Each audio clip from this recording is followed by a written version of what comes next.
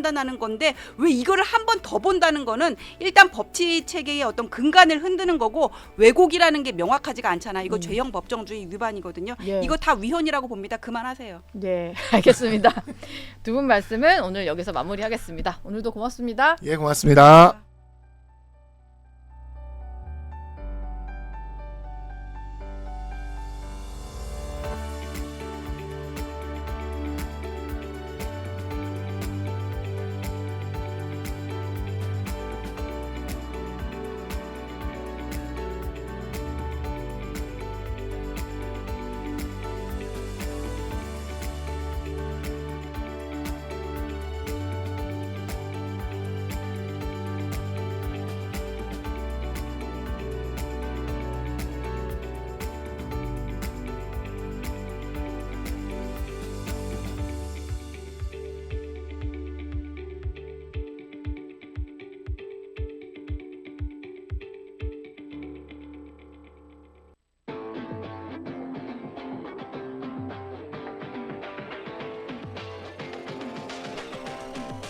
채널A의 아침을 여는 라디오쇼 정치 시그널, 저는 정치부 차장 노은지입니다. 오늘 하루 가장 중요한 정치권 신호, 여기서 먼저 잡아드립니다. 오늘의 첫 번째 신호, 정부가 북한의 대남 오물풍선에 대응해 대북 확성기 방송을 6년 만에 재개했습니다. 북한은 아랑곳하지 않고 오물풍선을 추가로 날렸는데요. 대북 전단 살포와 확성기 가동이 계속되면 새로운 방식의 대응을 하겠다고 추가로 위협했습니다. 두 번째 신호, 이화영 전 경기도 평화부지사의 유죄 선고로 이재명 민주당 대표도 추가 기소될 것으로 알려진 가운데 대통령의 불소추 특권을 담은 헌법 84조가 논란입니다. 형사 피고인이 대통령이 되면 재판이 중단되는 거냐, 한동훈 전 비대위원장이 던진 이슈인데요. 법률가들 사이에서도 의견이 엇갈립니다.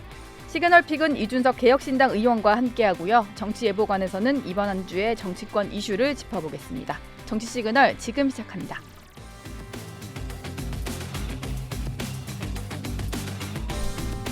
네, 22대 국회가 원구성 협의에 이르지 못해서 민주당은 오늘 단독으로라도 본회의를 열고 상임위원장 선출을 강행하겠다, 이런 방침을 세웠습니다. 오늘 시그널픽에서는 이준석 의원을 모시고 자세한 얘기를 나눠보겠습니다. 어서 오세요. 네, 안녕하세요. 예, 한 달에 한 번 모시겠다고 했는데 좀 거절하시는 듯 하시다가 또 네. 나와주셨습니다. 의원 되시고는 처음 모시는 건데요. 네. 어제 밤에 벌어진 오물풍선 얘기부터 좀 먼저 여쭤볼게요. 북한이 벌써 4번째로 대남 오물풍선을 살포했는데 이게 대북 황석기 방송 재개에 대한 대응 같기도 하고 뭐 그렇습니다. 근데 김여정 노동당 부부장이 이런 얘기를 했어요. 계속해서 이런 식으로 도발을 하게 되면 새로운 대응을 목격할 것이다. 어떤 대응을 얘기를 하는 걸까요? 글쎄요. 저는 뭐 북한이 풍선에 뭐 날리기 시작했으니까 거기다가 뭘 넣어서 날리겠다 뭐 이런 식의 도발이 아닐까라는 생각하거든요. 근데 뭐 저는 지금 정권 입장에서 굉장히 난감한 지점에 이르렀다. 예. 역대 정부 중에 가장 호전적인 발언을 쏟아내던 게 윤석열 정부거든요. 뭐 거의 뭐 제가 봤을 때는 뭐 원점 타격이라도 할 것 같은 기세로 지금까지 항상 대통령께서 얘기하셨는데 네. 지금 하기는 어렵다는 생각을 하고 있는 것 같습니다. 그래서 확성기 방송 재개를 하는데 이 확성기 방송이라는 것이 뭐 거리가 한 30km 정도까지 도달한다라고 알려져 있고 저녁에 하면 좀 더 멀리 나간다고 하지만은 예. 이게 그러면은 지금 현재 천안 넘어가지고 그 밑으로까지 내려가는 풍선에 대한 대응이 될 수 있느냐에 대해 가지고는 글쎄요, 비례 원칙에 따라서는 부족하다 느끼는 국민들이 있을 거다. 네. 이렇게 생각합니다. 그리고 저는 이거 보면서 한번 많은 분들이 생각해보면 좋겠는 게요. 이게 한국에서 보는 대북 전단도 그렇고요, 이 오물풍선도 그렇고요, 전부 다 무동력입니다. 예. 바람 타고 가는 거죠, 그냥. 그러니까 같은 시즌에 둘이 날리면 한쪽은 거짓말하고 있다는 거거든요. 예. 바람은 한 방향으로 불 텐데. 예, 그것의 의미도 한번 짚어봤으면 좋겠습니다. 예전에 하태경 의원이 이제 그런 풍선 날리기 하시는 분들을 지적하기 위해 가지고 왜 기상도상으로 남쪽으로 바람이 부는데 자꾸 이거 날리냐, 예. 이렇게 한 적도 있었거든요. 네. 실제 그때 기상도 보니까 남쪽으로 부는 바람이 있더라고요. 그러니까 이게 계절에 따라서 우리나라가 남동풍과 북서풍이 왔다 갔다 하지만은 지금 시즌은 그러니까 우리가 사실 어떻게 받을지 모르겠지만은 예. 맞대응을 하기가 좀 어려운 상황이겠죠. 맞대응을 바람 타고 가는 뭐 전단이나 풍선으로 하기 쉽지 않을 것이다. 아까 조금 전에도 잠깐 얘기하셨는데 그 안에 뭐가 담아서 올지 모르잖아요. 일단 지금까지 온 건 오물이 들어있는 오물풍선이었는데 뭐 유승민 전 의원도 그래서인지 지금 우리 정부 대응은 그 부양을 하기 시작하면 어디로 날아올지 바람을 좀 예측한 다음에 낙하지점에 가서 수거하는 정도예요. 근데 이 정도 대응으로 괜찮을지 좀 걱정하는 국민들이 많으시거든요. 또 윤석열 대통령이 천명했던 그런 비례 원칙의 대응이라고 하는 것이 뭔지를 국민들도 궁금해하죠. 예. 그러니까 그게 만약에 없는 상태에서 이런 도발에 대응할 원칙만 이렇게 얘기했던 거라면은 소위 말하는 뭐 그냥 립서비스였다라고 할 수도 있는 부분이기 때문에 예. 저는 근데 이게 좀 곤란한 부분이 있긴 합니다. 우리가 그 이미 헌법재판소에서 대북 전단을 날리는 것에 대해서는 표현의 자유라고 이제 판결한 바가 있기 때문에 그렇다면은 북한에서 뭘 날리는 거에서 뭐라고 이야기할 것이냐. 네. 예, 그거는 우리가 이제 논리를 개발해야죠. 예. 논리를. 거기다 위험 물질이 포함되었다면 당연히 그거야 위해를 가하는 거지만은 네. 위험 물질이 없는 상황에서는 뭐라고 이야기하지? 왜 쓰레기를 버리냐 정도밖에 얘기 못 하는 거거든요. 네. 예. 그래서 저는 그거는 정부가 좀 고민했으면 좋겠습니다. 예.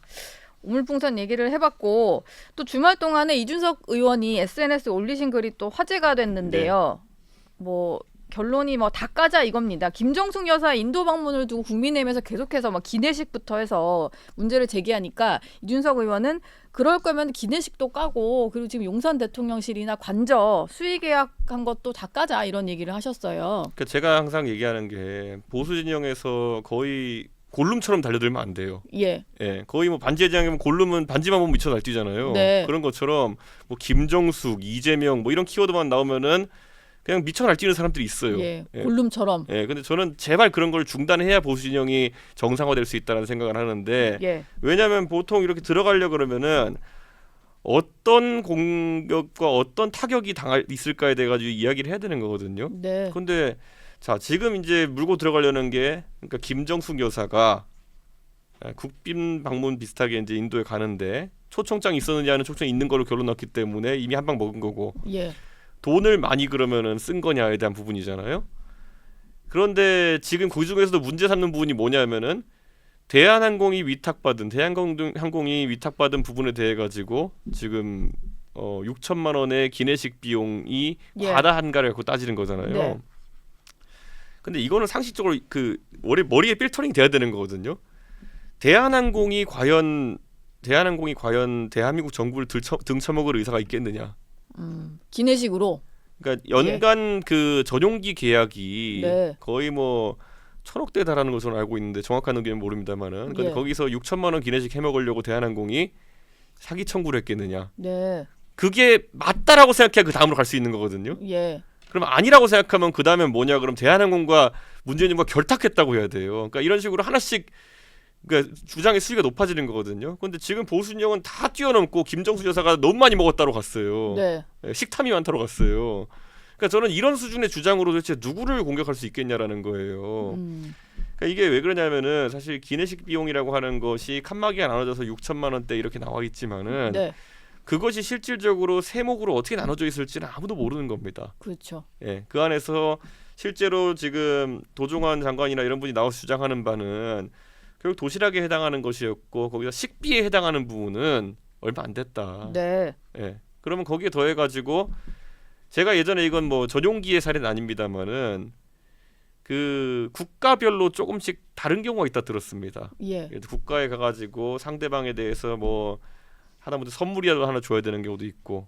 근데 그 선물 비용이라는 것이 어느 항목에다 태우기 어려우면은 뭐 다른 항목에 태워야 되는 경우도 있고 뭐 이런 예. 식으로 외교란 건 좀 그런 부분이 있는 거거든요. 그러니까 지금 여기서 제가 봤을 때 이거 까가지고 문제되려면요 윤석열 대통령의 전용기 비용보다 특별하게 김정숙 여사의 전용 비용이 많아야 되거든요. 비교 대상이 좀 있어야 될 것 같다. 근데 저는 예. 그거 까는 순간 아마 보수 진영이 대탈주국이 시작될 거다라고 네. 생각합니다. 상식적으로 김정숙 여사 많이 드실지 윤석열 대통령이 많이 드실지는 한번 상상해 봐야 되는 부분이 있습니다. 예. 예. 상상을 하게 되네요. 그 말을 하시니까. 예, 그리고 예. 예를 들어 이런 데에 있어서 식대에 부수 비용으로 들어가는 것들이 있지 않습니까? 네. 예를 들어 뭐 아무래도 뭐 여러 사람이 있다 보면 고가의 주류를 곁들일 수도 있고 그럼 술을 누가 더 잘 드시느냐를 봐도 약간 이건 골치 아플 수 있습니다. 예. 제가 봤을 때는 김정숙 여사가 뭐 주류를 많이 즐기신다 이런 얘기 못 들었거든요. 그러니까 저는 이런 거 다 이제 가기 시작하면 그래서 그러면 대한민국의 플래그 캐리어라고 하죠. 그럼 국적항공사인 대한항공과의 거래에서 수의계약이라 해서 문제 생길 가능성이 높을까? 예. 아니면 지금 그럼 대통령실에서 지금까지 2년간 수의 계약한 거 다 까놓고 보면은 당장 제가 그래서 2년 전에 나왔던 다누림 건설이라는 곳을 제가 얘기했잖아요. 예, 대통령실 공사했던.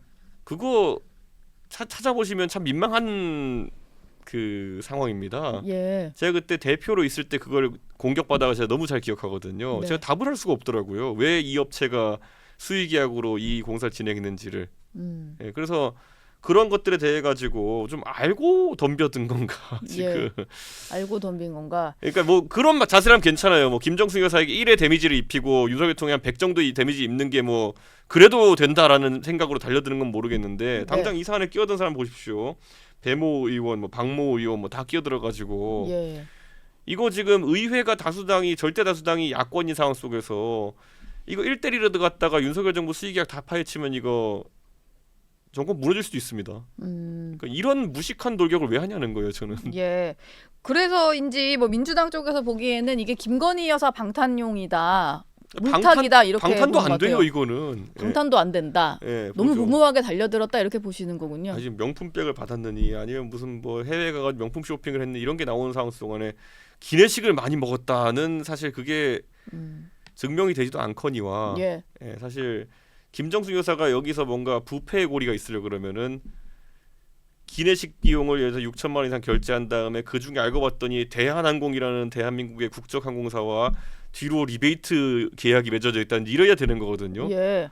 불가능이죠 그거는. 대한항공이 하루 장사하고 말 것도 아니고 왜 그런 짓을 합니까? 예.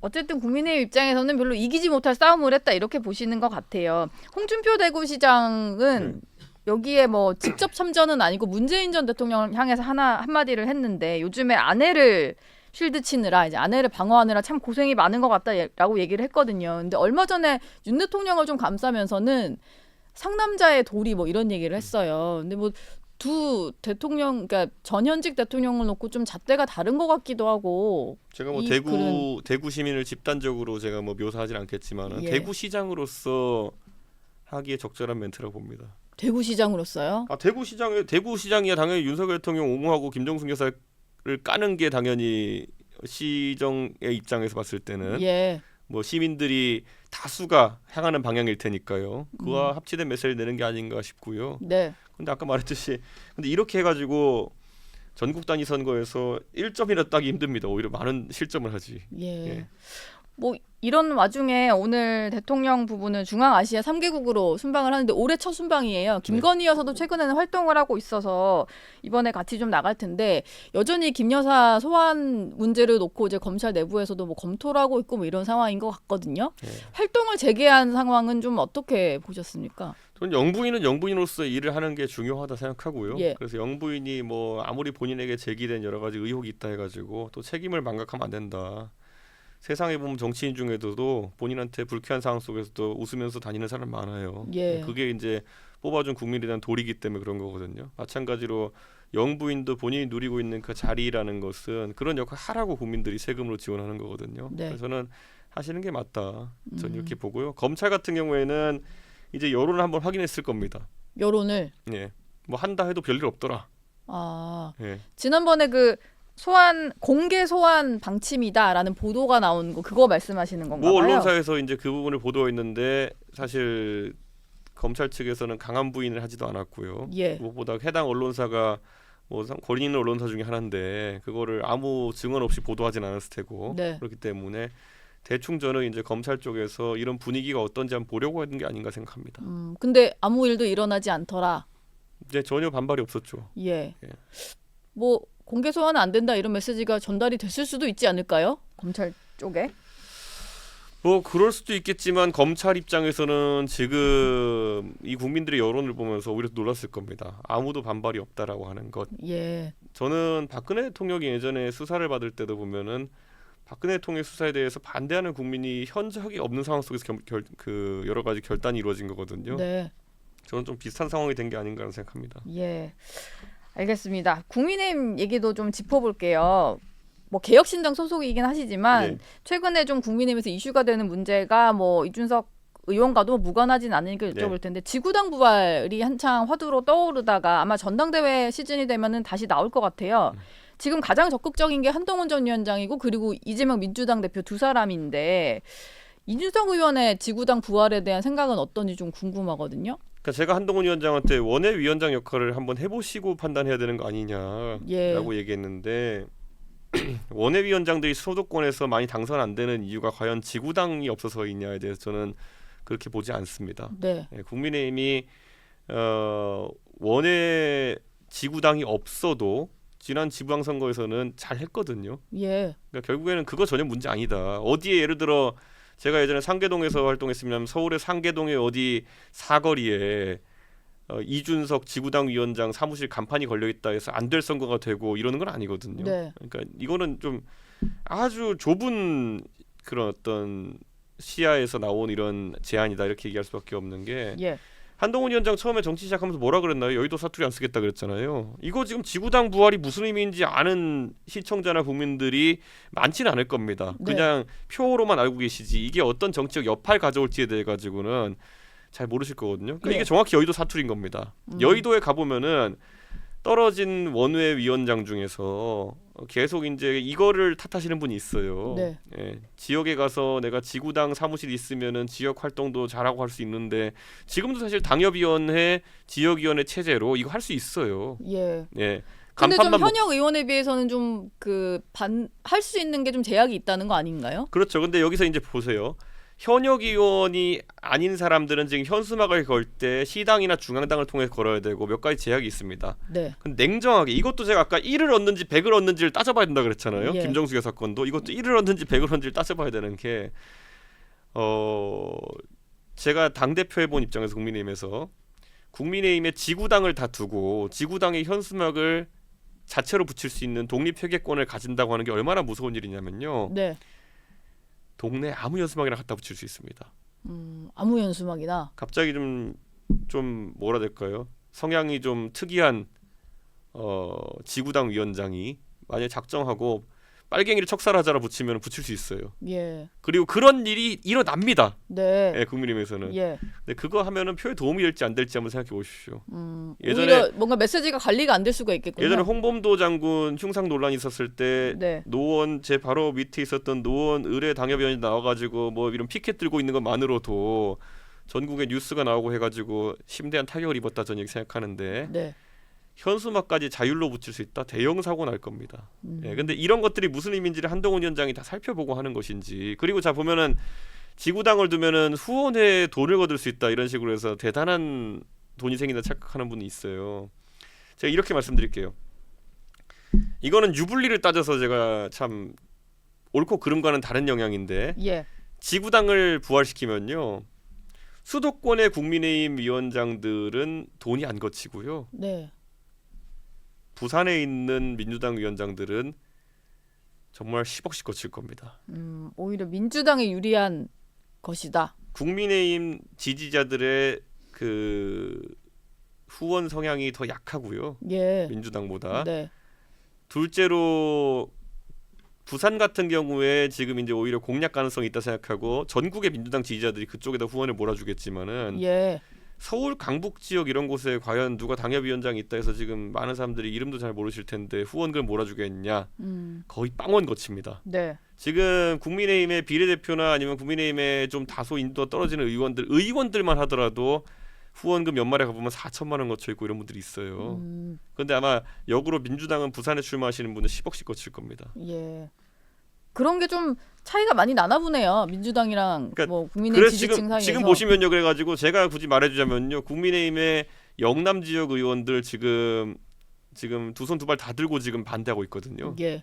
그게 무슨 의미인지를 알아야 돼요. 왜냐하면 부산 같은 데는 실제로 그렇게 해서 지역 활동을 아주 풍족하게 그 민주당 지역 위원장 할 수 있는 상황이 되고요. 예. 그렇다고 서울 강북 지역은 하나도 개선 안 됩니다. 네. 국민의힘 입장에서. 그러니까 득실로 따지면은 절대 실이거든요. 사실 정치인이 옳고 그름을 논해야 되는데 제가 득실을 얘기해 주는 거는 그나마 컨설팅 서비스 해 주는 겁니다, 지금. 예. 예. 근데 이거 모르고 또 이제 와서 댓글창 와 가지고 또 욕하겠죠, 또. 예.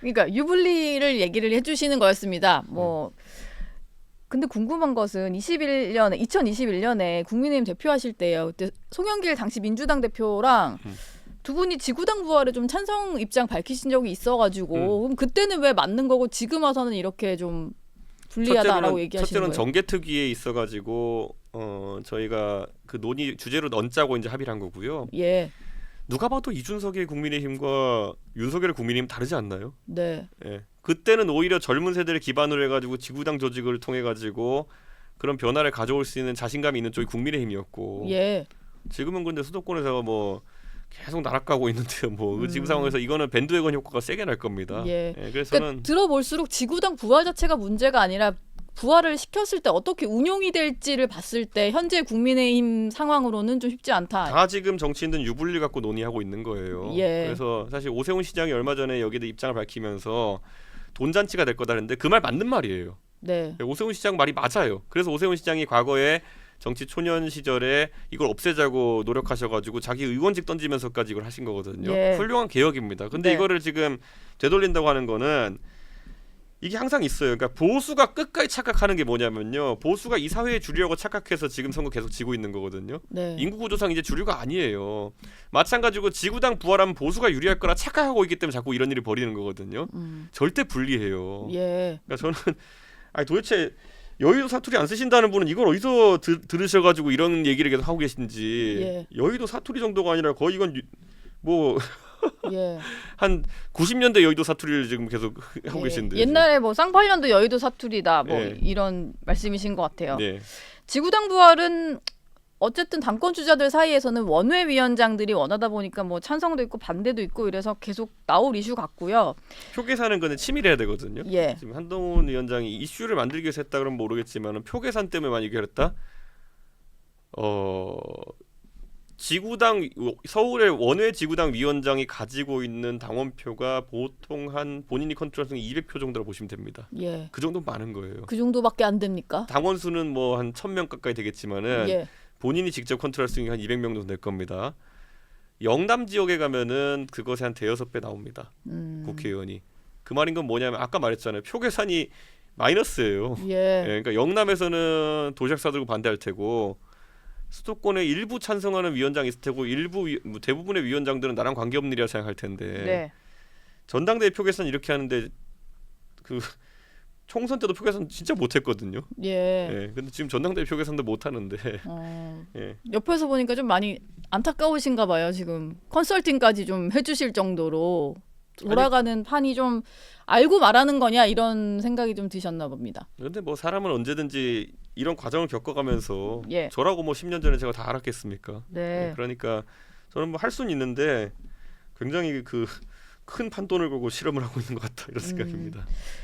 주말 동안에 이게 좀 될 듯 말 듯한 게 2인 지도체제 황우여 비대위원장이 던진 이슈인데요. 이게 실질적으로 포기할 것 같기는 해요. 워낙 당내에서도 반응이 별로 안 좋아서. 근데 이게 처음에 나오면서 논란이 됐던 이유가 이 체제 자체가 정말 문제다라기보다는 특정인 견제용이다 이런 얘기가 나오면서였거든요. 근데 한동훈 견제용으로 나온 발상이라고 봐야 될까요? 사실 전무후무한 책이기 때문에 예. 저도 정확히는 뭔 의도인지는 모르겠습니다. 하지만 예상되는 효과로는 아마 이게 이렇게 되면은 그 대표 리그와 최고위원 리그가 갈린 상태에서 선거 치르거든요. 예. 대표 리그에 뛰어들 만한 사람들이 우물쭈물할 수 있습니다. 예를 들어 유승민 의원 그냥 1등만 뽑는데 3등 하는 거랑 1, 2등 뽑는데 3등 하는 거는 느낌이 다르거든요. 예. 그럼 아예 뛰어들지 말자는 판단할 수도 있고요. 네. 그 외에도 보면 이제 사실 원희룡 장관 이런 분들이 이제 사실 뛰어들려고 할 텐데 이거는 원래 최고위원 중에 1등한 사람의 권위보다 대표 선거 2등한 사람의 최고위원의 권위가 훨씬 셀 겁니다. 네. 그럼 흔히 말하는 봉숭아학당이 될 가능성이 있거든요. 예. 대표가 뭐 하려 그러면 거기에 이제 갈구고 그렇게 했을 때 또 대표가 물러나게 되면 부대표라고 하는 사람이 승계하는 체제로 될 수도 있거든요. 네. 그렇기 때문에 대표를 쫓아낼 동인이 더 크게 생깁니다. 우리 잘 알잖아요. 그 지금 의원 중에 재선되신 분들 다수는 연판장 매니아잖아요. 예. 그러니까 연판장 팀이 있잖아요. 예. 그 팀 연판장이 또 이제 또 분위기 봐가지고 대표 몰아내고 이제 그럼 뭐 부대표 자리가 있으니까 이 사람 올리자 이렇게 할 수도 있는 거거든요. 그러니까 저는 이거는 무슨 의도인지 모르겠으나 사실 전무후무한 시도기 때문에 평가하기도 어렵다. 예. 예. 근데 황우여 비대위원장이 지금 그 비대위 내에서 공유가 되지 않은 것을 좀 얘기를 하는 경우도 있고 전당대회 시기라든지 이런 룰 가지고도 좀 개인적인 의견을 많이 얘기를 하다 보니까 정말 개인 얘기일까? 아니면 황우여 비대위원장이 뭔가 혹시 당권에 관심이 있나? 아니면 배후에 누가 있나? 뭐 여러 가지 얘기가 나왔거든요. 어느 가능성이 가장 크다고 볼 수 있을까요? 저는 황우여 위원장 입장에서는 머리가 복잡할 겁니다. 예. 예를 들어 지금 본인도 알지만 본인 뭐 들어서라기보다는 윤석열 대통령이 본인 뜻대로 전당대회를 또 치르고 싶어하는 마음이 있을 텐데 네. 그러려면 아까 말했던 것처럼 뭐 원희룡 정도의 후보군 정도가 저는 가능해 보이는데 그 사람이 출마를 해가지고 어쨌든 입성하게 만들려 그러면 이런 제도로 가야 된다라고 예. 판단하고 있는 것 같습니다. 예.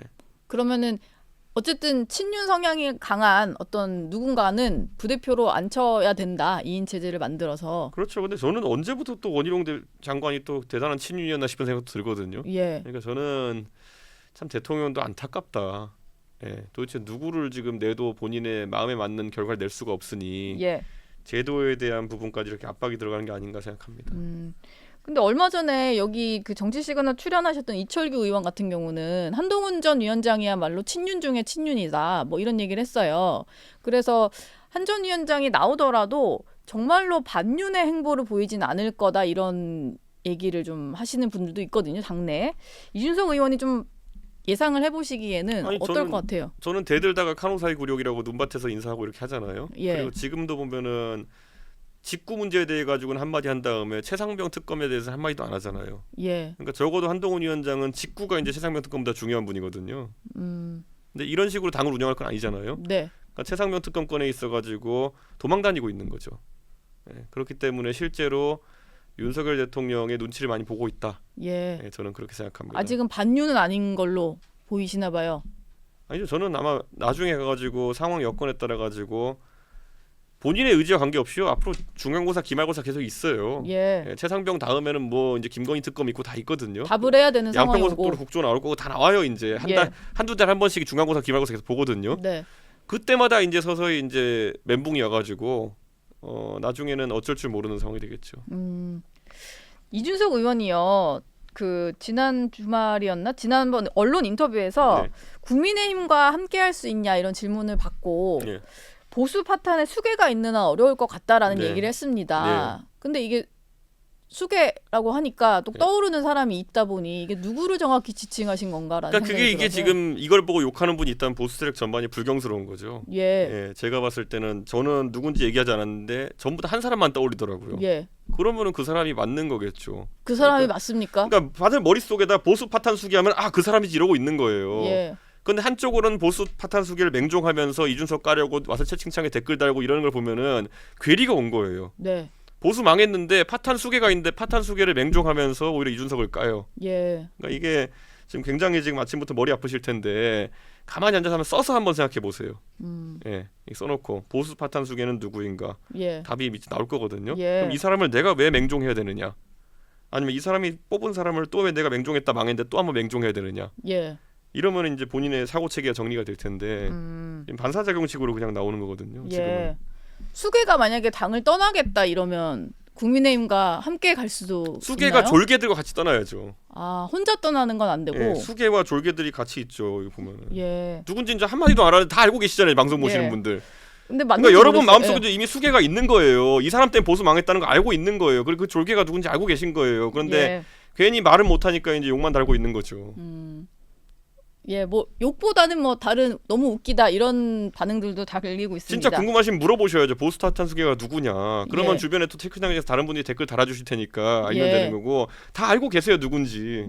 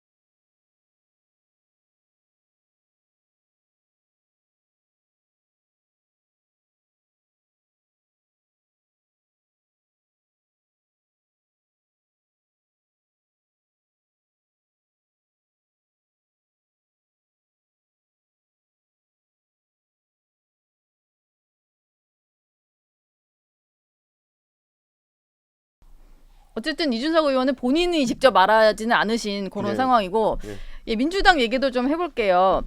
이화영 전 경기도 평화부지사가 유죄를 선고받았습니다. 네. 9년 6개월을 선고를 받았고 검찰에서도 이재명 민주당 대표까지 추가 기소를 하기로 방침을 정한 것 같아요. 그러다 보니까 지금 대권 잠룡으로 꼽히는 오세훈 서울시장이나 한동훈 전 위원장이 다 이재명 대표를 저격하는 글을 올렸는데 뭐 결론만 얘기하자면 대권 불가론이에요. 이런 사람이 대통령이 됐을 때도 재판을 계속 받아야 되는 상황일 텐데 되겠냐 이런 거거든요. 좀 동의하시는 내용이었나요, 이 글들이? 저는 뭐 중요한 내용인데 저는 사실 대한민국 한 번도 겪어보지 않은 일이다 보니까 난감하긴 하다.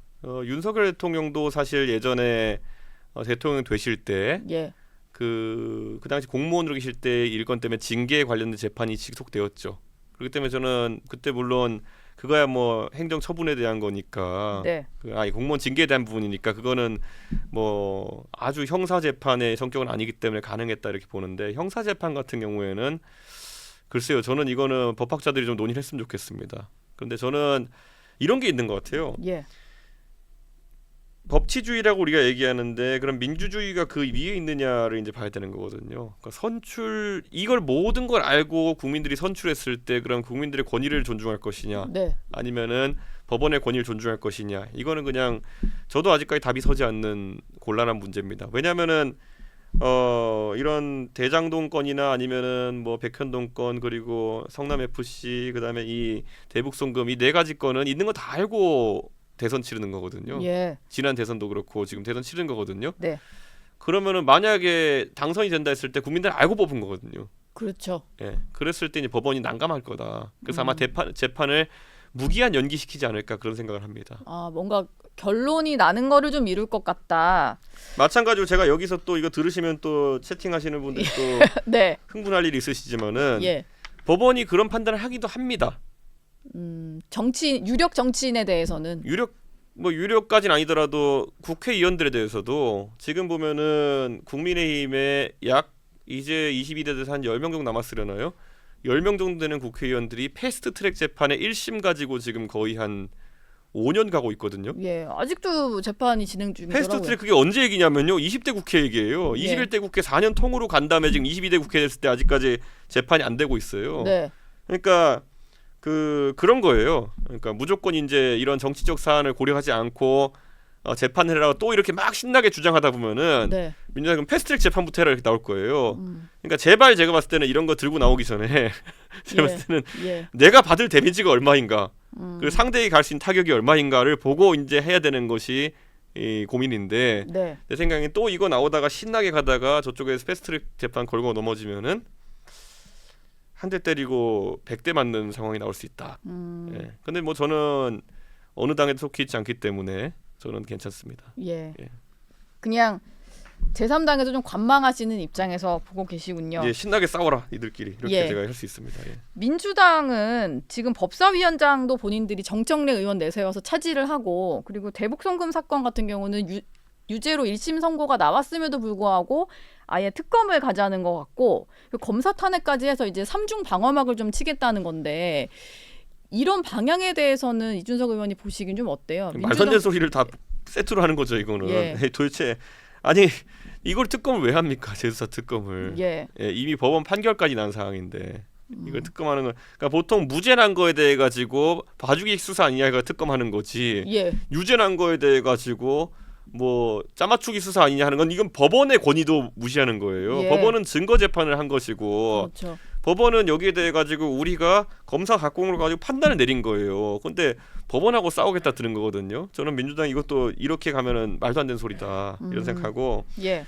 검사 탄핵?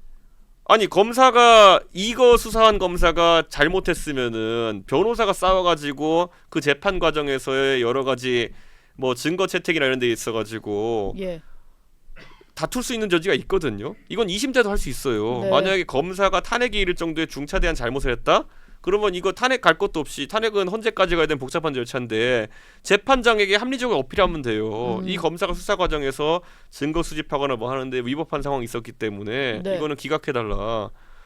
근데 그걸 안 하고 갑자기 특검하겠다? 저는 이거는 제가 말하자 특검에 대해서 자꾸 이런 거 얹고 무슨 뭐 탄핵에 대해서 이상한 거 얹고 이러면은요. 예. 특검이랑 탄핵 자체가 희화화된다니까요. 예. 그렇게 만들고 있는 상황인 것 같아요. 민주당은 오늘 원구성 협상이 좀 잘 안 되면 민주당이 단독으로 처리를 할 것 같은데 지금 원구성 협상 여야 간에 하는 거긴 한데요. 좀 보시면 어떻습니까? 협상 안 하고 있고 예. 사실 지금 저는 이번에 결국 교섭단체 간에 협상은 안 되고 있고 비교섭단체로 저희랑 조국혁신당이랑 진보당 정도가 이제 어떻게 상임위가 배치되냐에 따라 가지고 예. 우원식 국회의장의 국회의원 운영 방향성을 알 수 있는 거거든요. 예, 그래서 저는 잠자코 지켜보고 있습니다. 예. 예. 아 이런 나머지 당들은 지금 좀 협상을 해서 원하는 데를 내놨고 이게 잘 배분이 법사위에 돼야 누가 되는군요. 배치되는지 보면 알겠죠. 예를 들어 조국혁신당 몫으로 예. 법사위에 누가 배치되느냐를 보면은 굉장히 공세적으로 국회가 돌아갈지 예. 그런 걸 알 수 있겠죠. 오늘 만약에 야당 단독으로 처리한다라고 하시면은 이준석 의원은 표결에 들어가시나요? 오후에? 개혁신당을 어떻게 배치한지를 보고 판단해야죠. 예. 배치를 보겠다. 예. 마지막 질문 짧게만 하나 드릴게요. 보니까 1순위 상임위로 국토위원회를 내신 걸로 네. 제가 접했는데 네. 이유가 있습니까? 아 동탄에 지금 그 교통 문제 심각합니다. 예. 그래서 도로교통, 철도교통 다뤄야 될 문제가 많기 때문에 이제 살피는 거고 뭐 트램 문제부터 해서 굉장히 복잡한 게 많습니다. 그리고 제가 국토, 교육, 그다음에 과방 이렇게 했거든요. 네. 교육 문제도 동탄에 심각하고요. 그리고 과방은 언론의 자유에 대한 문제이기 때문에 예. 윤석열 정부도 심각하게 침해되고 있는 거라서 제가 관심을 가지고 있습니다. 예. 지역구 위주로 좀 생각을 하시고 뭐 언론 개혁 문제 이런 것도 좀 관심 있으시고 그렇군요. 예. 알겠습니다. 지금까지 이준석 의원과 얘기 나눠봤고 다음 달에 또 모시도록 하겠습니다. 오늘 고맙습니다. 네, 감사합니다.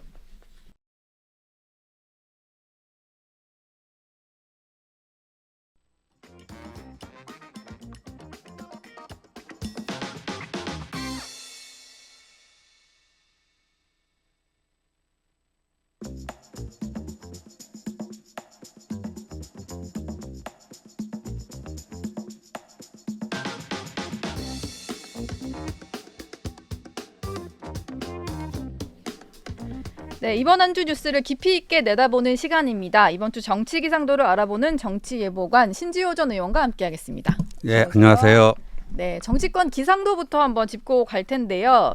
윤석열 대통령이 오늘부터 5박 7일간의 중앙아시아 3개국 순방을 나섭니다. 또 민주당이 오늘 본회의를 열고 11개 상임위원장직을 단독 표결할 것으로 보이고요. 국민의힘은 아무래도 본회의를 보이콧할 걸로 보입니다. 또 민주당은 당대표가 대선에 출마할 경우에 사퇴 시한을 조정할 수 있도록 하는 당원 개정안을 의결할 예정이고 국민의힘은 12일까지 지도체제 개편 또 전당대회 민심 반영 비율을 논의하기로 했습니다. 이번 주 예보관의 총평부터 듣고 갈까요? 그러니까 민주당이 이재명 1국 체제, 유일 체제를 만들기 위해서 브레이크 없는 질주를 하는 한 주가 될 것 같습니다. 근데 예. 세상의 모든 일이 그런데 이 밝은 면이 있으면 어두운 면도 있어요. 예. 그러니까 이게 꼭 그 민주당에게 꼭 득이 될 것이냐 아닐 수도 있다. 좀 이따 또 얘기하겠지만 이 주말에 한동훈발 피고인 대통령 논쟁이 몰고 올 파장이 이 이재명 유일 체제에 미치는 영향 예. 뭐 이런 것들이 뭐 예사롭지가 않다 하는 느낌이 듭니다. 원구성 얘기부터 좀 짧게 여쭤보면 오늘 오후에 본회의가 열릴 텐데 민주당은 일단 11개 상임위원장직에 어떤 의원이 할지도 다 정해놓고 만약에 협상이 잘 안 되면 단독 표결이라도 할 그런 생각인 것 같거든요. 이건 좀 막을 수 없어 보이는데 국민의힘에서는 좀 어떤 전략을 세워야 될까요? 뭐 전략이 있을 수 있나요? 예. 그냥 다 내주는 걸로. 예, 뭐 중과부적이니까 방법이 없어요. 예. 근데 이제 금요일 오후에 이화영 씨 9년 6개월 중형이 떨어지면서 민주당이 더 좀 급해진 것 같아요. 왜냐하면 대북 송금 특검법이라든가 빨리빨리 처리를 해야 될 거 아니에요. 반격을 하기 위해서는 여하튼 지금 원구성을 끝내고 법사위를 가동시키고 예. 뭐 해야 되지 않겠습니까? 네. 법사위원장에 정청래 의원을 민주당에서 내정을 했던데 법사위 운영이 이렇게 다 모두 이제 독식을 하고는 거의 남은 그 국회 임기 기간 동안은 거의 대통령과 김건희 여사만 좀 때리겠다 뭐 이런 생각인 것 같기도 하고요. 뭐 그런 건데요. 예. 근데 21대 국회에서도 비슷한 현상이 나타났는데 좀 하다 보니까 상당히 부담이 되는 거죠. 예. 왜냐하면 국회에서 뭐가 삐끗거리면 거기에 대한 책임은 오롯이 민주당, 예. 자기들 하고 싶은 대로 마음껏 다 한 민주당이 져야 하니까 그때도 초반에 이렇게 독식해갖고 하다가 조금 부담이 되니까 나눠 먹자 이렇게 나오더라고요. 오히려 이게 부담이 될 수도 있겠네요. 네. 다 가져갔을 경우에는. 피고인 대통령 얘기를 좀 해보겠습니다. 한동훈 전 비대위원장이 이틀 연속 글을 올려서 이재명 대표를 좀 겨냥한 것인데 이게 뭐 헌법 논란으로도 좀 번진 것 같아요. 자기 범죄로 재판받던 형사 피고인이 대통령이 되면 재판이 중단되는 거냐. 여기에 있어서 한동훈 전 위원장은 일단 중단되지 않는다라는 입장을 폈고 이거를 좀 이게 굴러갈 이슈로 좀 화두를 던졌다라고 볼 수 있을 것 같아요. 저는 이거는 한마디로요. 이 피고인 대통령 논쟁은 차기 대선판을 뒤흔들 게임 체인저가 되지 않겠나 예. 이렇게 봅니다. 그럼 좀 몇 년 뒤를 내다보고 좀 일찍 던진 거네요. 근데 요번에 이제 이화영 판결이 났기 때문에 지금이 딱 그 타이밍이 괜찮았던 것 같아요. 적시타를 친 것 같고요. 네. 근데 이거는 언젠가는 한번 거르고 가야 될 그런 건데 이제 법리적인 논쟁은 법학자들이 열심히 하겠죠. 근데 이게 법리적인 논쟁도요. 결코 한동훈 위원장 입장에서는 불리하지가 않은 게 네. 우리 헌법 65조 보면은 탄핵 소추를 의결받은 자는 탄핵 심판이 끝날 때까지 권한 행사가 정지된다. 그러니까 예. 탄핵 소추와 탄핵 심판 이걸로 구분하고 있어요. 그러니까 네. 탄핵 소추는 어디서 하죠? 국회에서 국회에서. 하죠.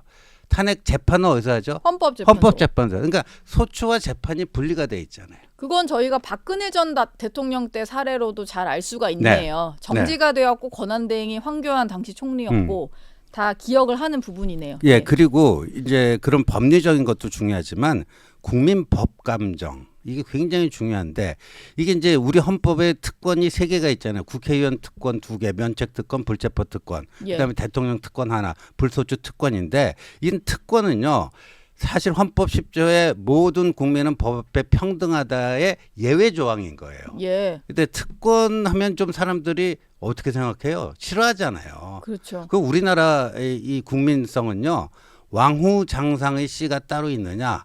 평등 의식이 굉장히 강합니다. 예. 그런데 이 특권을 지금 84조를 어떻게 해석하느냐의 문제 아니에요.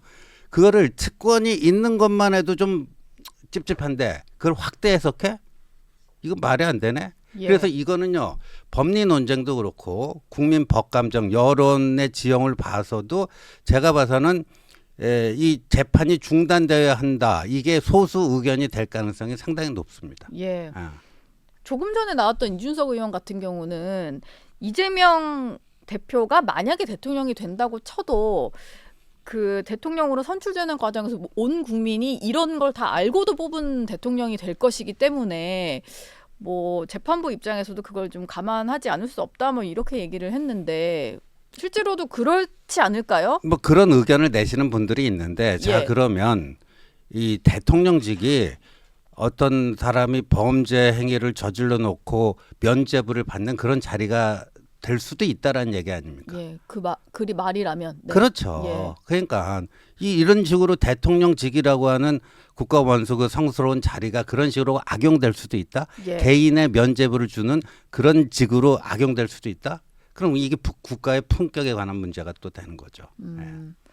한동훈 위원장이 올린 글을 조금 더 좀 살펴보면 집행유예만 확정이 돼도 대통령직이 상실이 되니까 선거를 다시 해야 된다 이런 얘기도 했어요.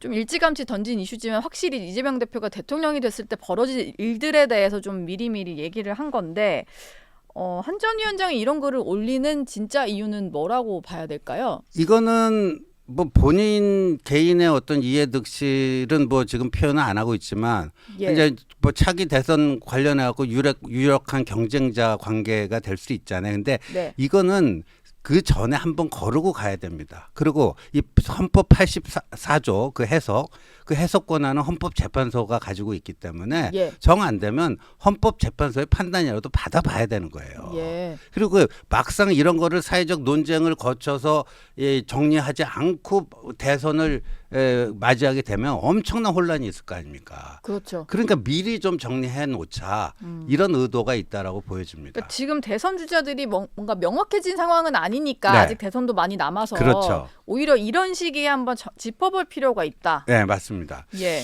그리고 제가 봐서는 이게 이제 정치적으로도요, 엄청난 그 파장을 미칠 수가 있는데 지금 금요일 오후에 그 이화영 9년 6개월 중형이 나왔는데 이 조국 대표가 거기에 대해서 무반응이에요. 조국 대표뿐만 아니라 조국 당도 무반응이고 예. 커피 마시는 사진 올렸던 뭐 거 아닌가요? 에스프레소 커피 올리고 뭐 어제는 콩국수 사진 올리고 예.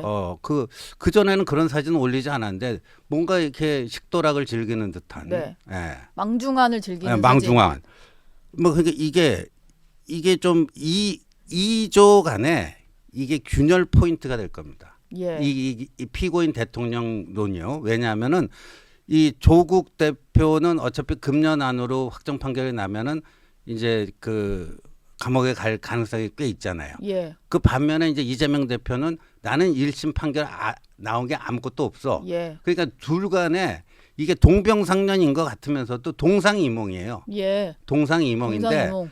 근데 조국 대표 입장에서는 유일하게 그거를 극복할 수 있는 게 조기 대선 말고는 없죠. 네. 조기 대선 뭐 탄핵을 한다든가 임기 단축 개헌을 한다든가 그거 말고는 이 사법 리스크를 벗어날 방법이 없어요. 예. 근데 이재명 대표는 남아 있는 시간이 좀 길다 보니까 예. 좀 시간표가 달랐단 말이에요. 네. 그런 데서 오는 그 이와 조 간의 묘한 그 균열이 있었는데 이렇게 되면 이제 그 이재명 대표도 조금 급해질 수도 있는 거죠. 예. 그러니까 대법원 확정 판결이 안 나오더라도 내가 1심, 2심에서 유죄 판결을 받아서 당선 무효이 된다면 대선이 어려워질 수 있겠구나. 그다음에 그리고 이게 논쟁을 통해서 대통령 당선 이후에도 재판이 진행돼서 당선 무효형이 나오면 대통령직을 상실하는데 이렇게 돼버리면요. 이미 이재명 대표의 그 정치적 상품성이 결정적으로 확 내려가 버리죠. 네. 그렇게 될 수가 있겠네요. 그럼 그렇죠. 이걸로 앞으로 2조는 약간의 좀 다른 길을 갈 것이다. 이렇게도 네. 전망해 볼 수 있을까요? 그리고 그 2조 간의 이렇게 간극이 좀 벌어지는 것도 있지만 민주당 내에 동요가 갈수록 커질 거라고 봅니다. 네. 그러니까 올해 안에 지금 김문기 모른다는 공직선거법 위반, 검사 사칭 위증교사, 그다음에 이번 주 기소하는 이제 대북 불법 송금, 예. 요 세 가지는 올해 안에 1심 판결이 나올 수가 있는데 네. 거기서 당선 무효형에 그게 나오면은 민주당은 이제 내부 동요가 되는 거죠. 이재명 유일 체제를 완성시켜 놨는데 네. 이 유일 체제라는 게 뭐예요? 장점도 있지만 결정적인 단점은 뭐예요? 그 맨 유일 그 사람이 유고가 되면 전체 체제가 무너져 버리는 거예요. 2인자가 없는 상황에서 네. 지금 1급 체제를 만들어 놨을 때 그 부재 시에는 네. 방법이 없어지는 유고 시에는 거군요. 무슨 다른 대안이 있는 것도 아니고 그래서 예. 야 이재명만 쳐다보다가 우리 완전히 쫄망하는 거 아니야? 하는 그런 그 동요가 일어날 수가 있겠죠. 예. 근데 그거를 좀 차단하기 위해서인지 좀 그 이재명 대표 1급 체제 하는 데는 좀 속도를 내고 있는 것 같아요. 오늘 네. 최고위에서도 의결을 일단 네. 그 당권 대권 분리 규정을 일단 먼저 하겠다라는 걸 보니까 그리고 지금 민주당이 하는 것들을 보면은 이 1심 결과에 대해서도 좀 불복을 하는 것 같고 그리고 어떻게든 이 수사가 무리한 수사였다는 식으로 몰고 가서 이재명 대표까지 가는 건 좀 막아보겠다, 지연하겠다 이런 전략인 것 같거든요. 근데 이미 그게 안 통해요. 예. 지금 뭐 동아일보가 먼저 보도하고 오늘 조선일보도 보도했지만 이번 주 내에 추가 조사 없이 이재명 대표에 대한 추가 조사 없이 이번 주 내에 네. 제3자 뇌물죄로 기소를 한다는 거 아니에요. 예. 그러니까 이게 오늘 그 상임위 뭐 법사위 통과시키고 국회에서 대북송금 특검법 해봤자 뒷북치는 거거든요. 뒷북치는 것이다. 국민의힘 얘기로 좀 넘어가 보겠습니다. 2인 대표 체제를 좀 검토해 보겠다라고 황우여 비대위원장이 얘기했다가 이게 논란이라 아마 잘 안 되고 좀 접힐 것 같아요. 황 비대위원장의 의견이. 그런데 이게 도입이 되는 것을 놓고 이거는 분명히 한동훈 견제용이다 이런 식의 지적이 좀 많이 있었거든요. 뭐 접는다고 하더라도 이런 시도들이 좀 있었던 것 같은데 어떻게 좀 보는 게 맞을까요? 견제를 했다라고 보는 게 맞습니까? 한번 용어를 보자고요. 예. 최초의 황우려 위원장이 꺼낸 게 2등, 3등이 최고위원으로 들어가는 하이브리드 체제. 그때는 예. 2등, 3등 둘 다 들어간다고 했어요. 네. 2등, 3등이 최고위원으로 들어가는 하이브리드 체제. 예. 이러다가 2인 지도 체제라는 말을 또 쓰고 나왔어요. 정대표, 부대표 이런 예. 식으로. 그리고 어저께인가요? 승계형 단일 체제다. 하이브리드 체제에서 2인 지도 체제로 그다음에 승계형 단일 체제로 예. 이거 굉장히 짧은 기간 내에 이 명패가 이렇게 바뀌잖아요. 네. 이럴 때 이제 우리가 쓸 수 있는 말이 그는 자신이 무슨 얘기를 하고 있는지 모른다. 예. 내가 무슨 말을 하고 있는지 모르는 그렇죠. 거예요. 예. 예. 어쨌든 절충형으로 가서 승계를 할 수 있는 지도부를 띄우는데 그러니까 최고위원 중에서 1등한 최고위원이 좀 승계하자 뭐 이런 식으로 갈 것 같기도 하고요. 한동훈 위원장 근데 이 룰 논의하는 거와 출마 결심하는 거 좀 관련이 있었습니까? 어떻습니까? 뭐 본인 출마를 이 룰이 어떻게 세팅되는가에 따라서 출마할 거라 안 하고 그러지는 않을 거라고 봅니다. 근데 예. 이거 자체가 말이 안 되는 게 만약에 한동훈 위원장이 나와서 당대표가 되면은 당권 대권 분리 조항에 따라서 내년 9월에는 그만둬야 되잖아요. 예. 그러면요. 그 2인자 2등으로 된 사람이 그 자녀 인계를 물려받거든요. 지방선거 공천을 하게 되네요. 그러니까 지금 1등보다 2등이 더 꿀빠는 좋은 자리예요. 예. 세상에 이런 선거가 있습니까? 1등 하는 것보다 2등 하는 게 더 좋다. 네. 대권 나갈 생각만 없다면 2등은 공천권 행사고 1등은 뭐 경우에 따라서는 고생만 직살하게 하다가 네. 평가도 못 받을 수도 있는 자리예요. 예. 네. 어쨌든 한동훈 전 위원장은 이게 본인 유불리 따지거나 뭐 이렇다기보다는 네. 그냥 좀 지켜보는 이런 상황이었다 이렇게 생각하면 될까요? 그리고 이제 그렇죠. 이제 여기에 대해서 뭐 한동훈 위원장이 공식적인 입장을 내지는 않았지만 제가 파악하기로는 예. 이게 좀 말이 되느냐. 좀 말이 안 된다. 네. 그러니까 자신을 뭐 견제하려고 하더라도 좀 이렇게 논리 정합적이어야 되잖아요. 예. 전혀 그런 게 없잖아요. 명분과 논리에서 이렇게 고개가 끄덕여지는 뭔가를 해야 되는데 근데 이제 더군다나 저도 요번에 처음 알게 됐는데 우리 황우려 비대위원장께서 그 오선 의원의 당 대표까지 하신 분인데 지난번 총선 때 비례대표 공천을 몰래 신청하셨더라고요. 아, 비례대표로요. 공천을 비공개로. 예. 그러니까 이분이 이게 뭐지? 요번에 또 뭘 노리고 이렇게 하는 거지? 예. 아, 이게 네. 예보관이 확인하신 내용인가 봐요. 아, 제가 뭐 복수의 사무처 관계자한테 확인을 했고요. 예. 그러다 보니까 이제 황우려 비대위원장 그 저 별명이 어당팔 아닙니까? 예. 어리숙 이렇게 보여도 보이지만 당수가 팔단인데 네. 무슨 어리숙해 보여도 농단이 팔단이 농간이 팔단이다 하고 언홍팔이라는 말까지 예. 나와요. 언홍팔. 예. 일단 절충형으로 약간 물러선 모양새라서 이것도 결론은 한번 지켜봐야 될 것 같습니다. 오늘 그 회의 때 아마 이거 유야무야 될 것으로 예, 보입니다. 그냥 뭐 이것까지 바꾸기엔 시간이 네. 부족하다 이런 결론이 나겠죠. 네. 그래서 말인데요. 룰이 거의 결론이 나고 있어요. 그리고 네. 전당대회 날짜도 나왔고 네. 한동훈 전 위원장은 언제쯤에 본인의 출마 여부를 명확히 할까요? 언제쯤 그러니까 해야 됩니까? 12일에 이제 당원당규 특별위원회가 마지막 회의를 하고 그 다음 날인 13일에 비대위에서 안건 상정돼서 의결이 되고 그 다음에 상임정국위원회와 정국위원회의 의결을 거쳐야 됩니다. 그래서 당원당규가 개정이 완료가 되면은 후보 공고를 냅니다. 네. 그 닷새하게 돼 있습니다. 예. 후보 공고를 내고 후보 등록 마감까지 그 어간에 한동훈 위원장의 입장 표명이 있을 텐데 아마 뭐 저는 출마할 거라고 봅니다. 예. 알겠습니다. 마지막 질문 하나 드리고 마무리를 할게요. 오물풍선이 또 날아와서 네. 말인데요. 이게 중단을 하겠다라고 했다가 우리 정부가 9.19 효력 정지를 하고 그 이후에 확성기 방송도 재개를 했고 대북 단체에서는 이제 북한으로 전단도 보냈고 이러다 보니까 또 보내는 것 같아요. 근데 궁금한 것은 이겁니다. 여권 일각에서도 그냥 날아오는 거 보고만 있지 말고 격추를 시키자거나 우리 군에서 좀 적극적인 대응을 해야지 왜 확성기만 틀고 있냐 이런 얘기를 하거든요. 이거 좀 어떻게 대응하는 게 맞는 방향일까요? 그 요격인데 이를테면 예. 이게 오물풍선 요격이 기술적으로 가능한지 어떤지 이걸 하려면 그냥 그 총으로 쏴야 되거든요. 근데 네. 북한 영공에 있을 때 쏴야죠. 우리 영공으로 넘어왔을 때 쏘는 거는 안 되잖아요. 예. 오히려 그냥 우리 여기다 오물을 그냥 그 뿌리는 흩뿌려지겠네요. 공중에서 흩뿌려지는 거니까 북한 영공에 있을 때 써야 되는데 그게 이제 기술적으로 얼마나 가능한지 좀 따져봐야 되고요. 근데 우리가 대북 확산기를 틀었는데 저쪽에서 또 그 대응 수단이 오물풍선뿐이 없잖아요. 네. 그거는 별 볼 일 없다라는 거예요. 그다음에 이게 이제 이 대북 확산기 이거는 이 전방에 배치된 그 저 북한 군인들 네. 그다음에 이 범위가 한 30km 되잖아요. 또 다른 수단도 있습니다. 뭐냐면 동해상이나 서해상으로 우리가 방송 가능한 그 선박을 갖고 올라가는 거예요. 근데 예. 북한 영해 안으로 들어가면 안 되고 네. 공해가 있잖아요. 예. 거기서 북한을 향해서 그거를 그 라디오 전파를 쏘면요.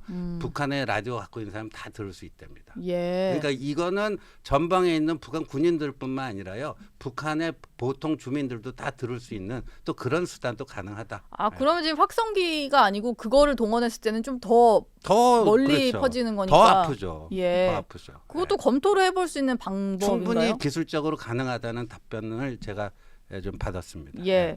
아, 그리고 지금 뭐 아까 궁금하다는 질문이 또 하나 올라와서 네. 그런데 그런 식으로 북한 영공에 있을 때 네. 우리가 격추를 시키게 되면은 네. 우리가 먼저 선제 도발을 하게 되는 거 글쎄요. 아니냐? 그게 과연 어느 정도 이제 그 뭐랄까 실익이 있을 것인가 네. 하는 문제가 있죠. 왜냐하면 그거를 거기서 하면은 북한 주민들이 또 그 오물을 뒤집어 쓰게 될 수도 있잖아요. 예. 예. 그러면 만약에 여기에 생화학 무기 같은 거 담아서 보내면 어떻게 하죠? 그러니까 생화학 무기가 담겨 있는지를 사전에 그거를 탐지 가능한 능력이 우리 군이 가지고 있는지 아닌지. 예. 생화학 무기라면 정말 그 요격을 해버려야 되죠. 원점 타격을 하던가. 네. 예. 군이 뭐 아마 대비 같은 건 하고 있을 겁니다. 네. 연일 날아오고 있다 보니까. 알겠습니다. 이번 주 정치예보관 신지호 전 의원 얘기는 여기서 마무리하겠습니다. 고맙습니다. 네, 감사합니다.